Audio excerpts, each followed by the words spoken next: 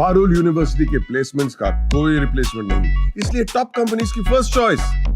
आप तो समझ ही गए होंगे। Join Parul university, Vadodara, Gujarat. Hello viewers, the wait is almost over. The Tamil Nadu Board and the Directorate of Government Examinations will release the TN 10th SSLC and HSC Plus 1 result 2025 on May 16.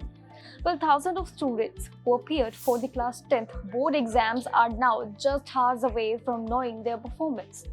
Will your hard work pay off? Stay tuned as we bring you all the important details in a simple way. The Tamil Nadu SSLC Class 10th result 2025 will be officially released on May 16 at 9 am, followed by the HSC Plus 1 result at 2 pm the same day. Students can check their result online through the official website like tnresults-nic-in and dge.tn.gov.in. And to download the online provisional scorecard, students will need their registration number and date of birth. The Class 10th board exams were held from March 28 to April 15, 2025 in offline mode across multiple centers in Tamil Nadu. The result will be announced after a press conference by board officials where important details like the topper list, pass percentage, gender-wise and district-wise performance will also be shared.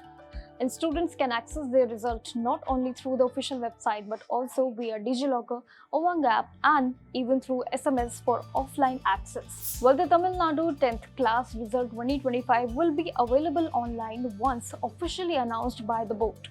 Students can access the result through the official website, again tnresult.nic.in and dge.tn.gov.in.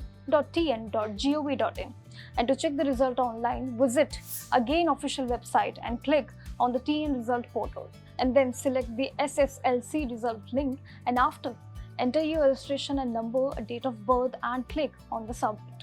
Your result will appear on the screen. Download and save it for the future reference. But please note, the online mark sheet is provisional and meant only for reference until the official final result documents is issued.